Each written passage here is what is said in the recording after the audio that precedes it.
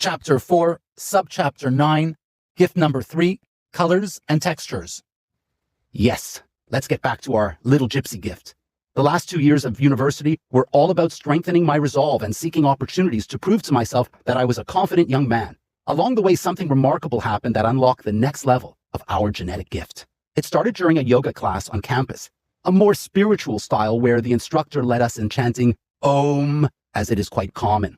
Anyone who's taken yoga knows that many instructors enjoy weaving spiritual elements into the cool-down period. This instructor emphasized that our mouths needed to be open as we chanted. I initially found it ridiculous, but I decided to go along with it. Sons, try it for yourselves.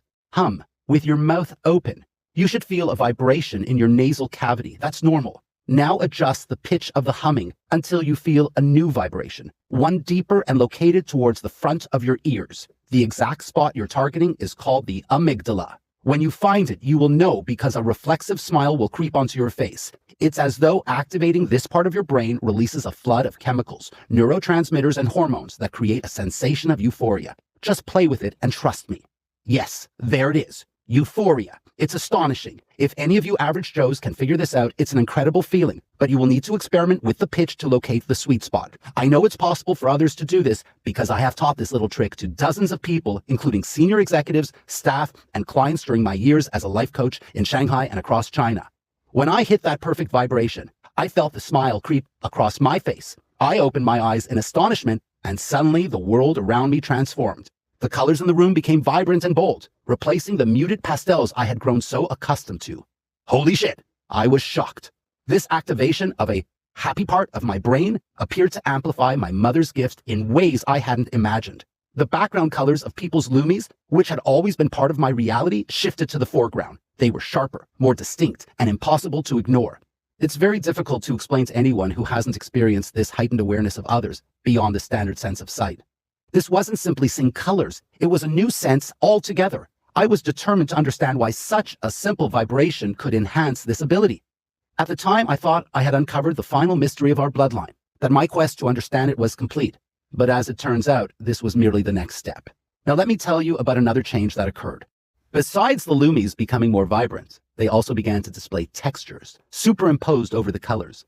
Previously, the lumies were smooth, pastel-like, with no discernible textures. Over the following months, I slowly learned what these textures represented. That evening after the yoga class, I returned home and looked at my own lumie in the mirror. It had lost its pastel softness, and a new texture was visible, something entirely unique. I wouldn't see this particular texture again for over 2 decades until the day you, my lovely sons, were both born. I will share that story in the chapter about your birth. As for that day in the yoga class, my texture, from then onward, resembled a bubbling effervescence, like the countless bubbles in a glass of Perrier, only far more numerous. That simple yoga class, something I had initially dismissed as nonsense, ended up changing my life. As for the colors and textures, I have come to understand that the colors represent emotional states, while the textures reflect mental states. For all you average Joes, emotional states are easy to grasp. Happiness, sadness, anger, fear, love, you know, the big concepts that dominate your everyday lives. Mental states, however, took me far longer to decipher. Through direct face-to-face interactions with hundreds of people, I started piecing together the patterns. Textures correspond to ideas like boredom, excitement, concentration, and even confusion and frustration.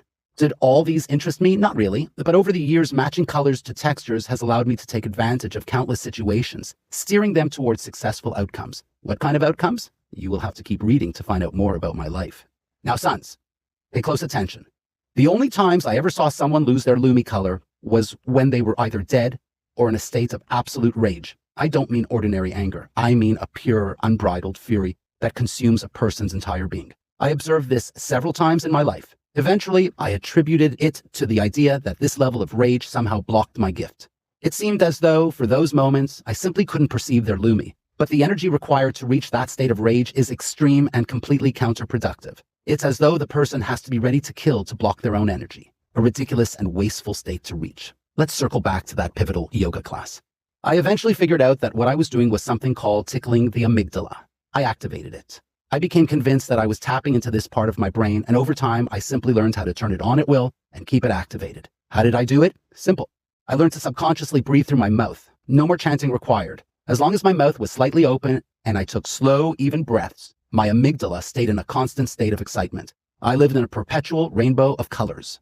Even now, as I write this, I can't overstate what a profound difference this has made in my life. It didn't just amplify my gift, it transformed my world. Activating the amygdala enhanced positive feeling and a sense of pleasure. Superficially, it made the world appear in dazzling technicolor. Every time I stepped outside, I saw a stunning, vibrant collage of colors. Wow, simply gorgeous. Sons and anyone who shares my bloodline, if you find this book, you must learn how to activate your amygdala. It will change your world. After several months of constant amygdala activation, however, I ran into a small problem. The mouth breathing led to a persistent dryness in my mouth. It was irritating, so irritating that I had to find a solution. Eventually, I developed a method that combined both nose and mouth breathing, allowing me to sustain activation without the discomfort of dryness. It took some experimentation, but once I nailed it, I never had to worry about that irritation again. Now, do you remember that light electrical sensation I mentioned earlier? When I hit 21, I discovered a marvelous way to meditate using it. Here's how. Sit with your eyes closed and hold your hands in front of you. Bring your fingertips from both hands close together, almost touching but not quite. The sensation between them, a light buzz, almost sensual in nature, was incredible.